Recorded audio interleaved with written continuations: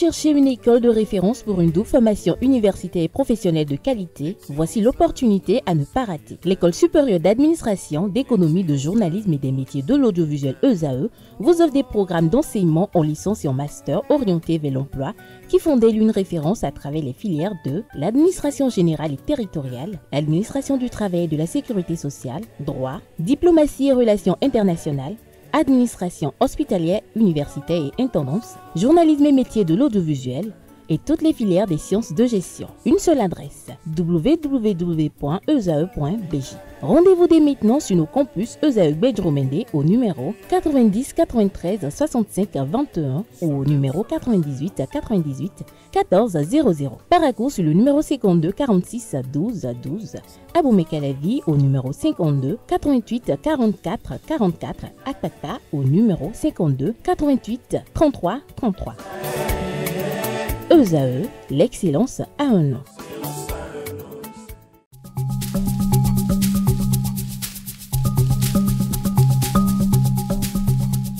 L'ARCEP Bénin communique.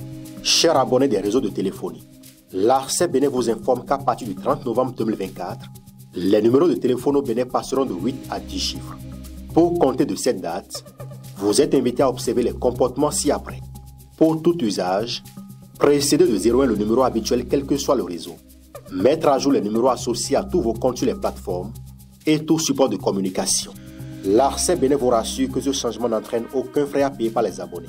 Vous pouvez mettre à jour automatiquement votre répertoire téléphonique à l'aide des applications gratuites disponibles en téléchargement sur les plateformes. Appelez gratuitement le 131 ou le service client de votre opérateur pour tout renseignement complémentaire. Chers amis internautes, bonjour. À nouveau, on démarre cette une des journaux comme il est de tradition par le quotidien Maison, le quotidien béninois d'information générale et d'analyse L'Informateur qui ce matin en manchette nous titre « Utilisation des données des abonnés pour d'autres numéros, des agents de réseau GSM épinglés ». Le Canard précise que le Centre national d'investigation numérique CNIN a mis la main sur des individus agents de réseau GSM qui sont mettre à jour les numéros pour les citoyens utilisent leurs numéros à des fins d'escroquerie. Retrouvez des détails sur cette prouesse réalisée par ce département de la police républicaine à la page 3 de la livraison. On peut lire également à la une de l'Informateur de ce lundi matin. Première session ordinaire du bureau exécutif national du parti politique Force Corée pour un Bénin émergent. La FCBE prend des résolutions pour 2026. Des détails à lire à la page 4. Gouvernance au sommet de l'État, les réalisations dans le secteur de la justice sont à lire à la page 6. Cour de justice de la CEDEAO, de recours pour violation des droits humains rejeté. À l'oreille droite, on lit, journal école, infrastructure routière, le pont de Womé mis en service, un titre qui convie les lecteurs, comme à chaque parution, à découvrir dans les colonnes de sa parution les productions journalistiques des étudiants en formation sur les différents campus de l'ESAE, l'École supérieure d'administration, d'économie, de journalisme et des métiers de l'audiovisuel qui est présente à Cotonou, à Aboumey-Calavi et Paracourt.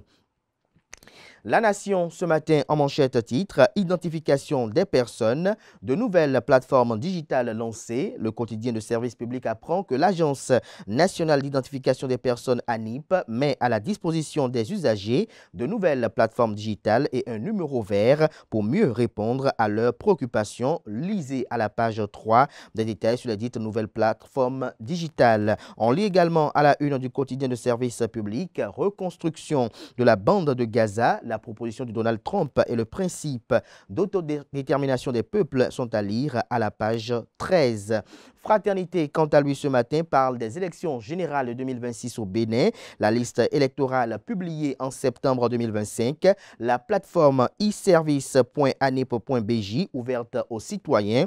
Des précisions sur son mode utilisatoire à la page 3 de la livraison. Néanmoins, Fraternité mentionne à sa manchette que le projet Wouri est un moteur de modernisation pour l'ANIP.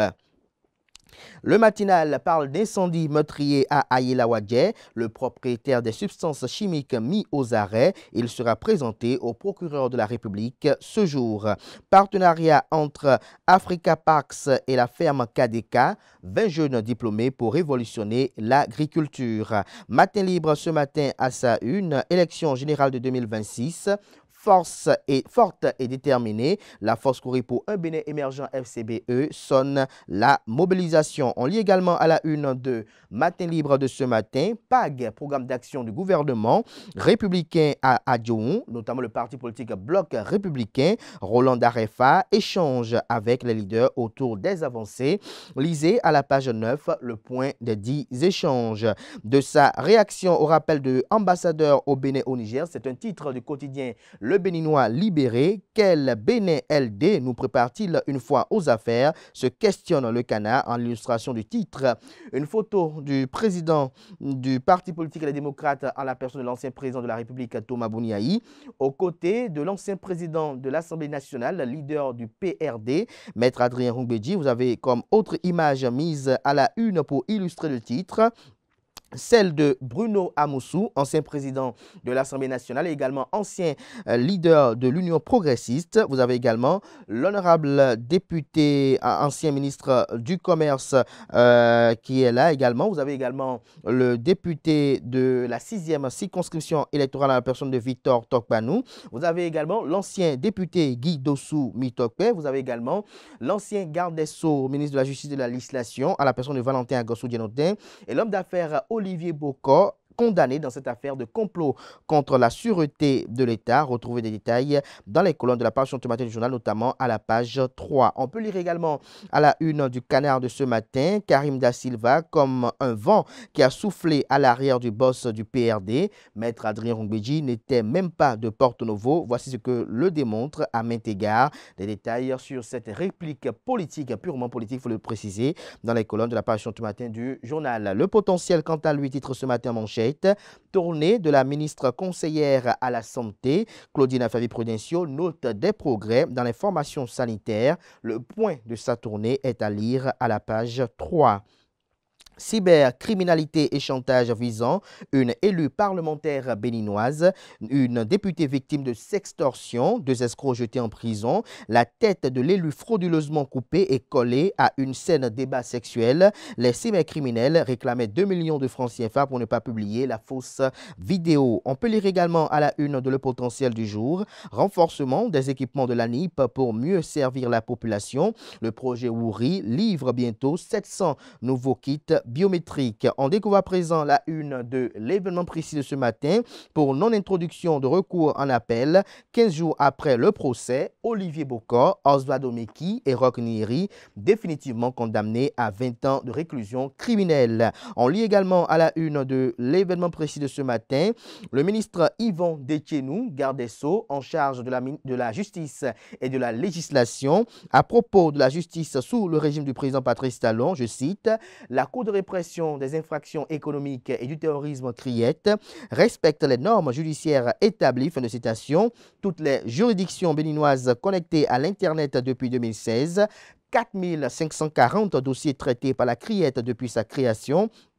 Des centaines de magistrats, greffiers et autres recrutés en 8 ans. Retrouvez le bilan qu'expose le garde des Sceaux à la page 6 de la livraison. On lit également à la une du quotidien l'événement précis de ce matin. Professeur Monique Wassakwaro, présidente de l'AFRS. Grâce à cette association, plusieurs filles ont pu saisir des opportunités. Que comprendre de la dite association et quelles sont les missions qui lui sont assignées? Éléments de réponse dans les colonnes de la livraison de ce lundi.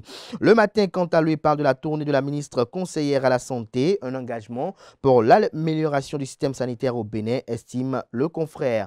Gascani Info, quant à lui, présidentielle de 2026 au Bénin, vers un scrutin à un seul tour.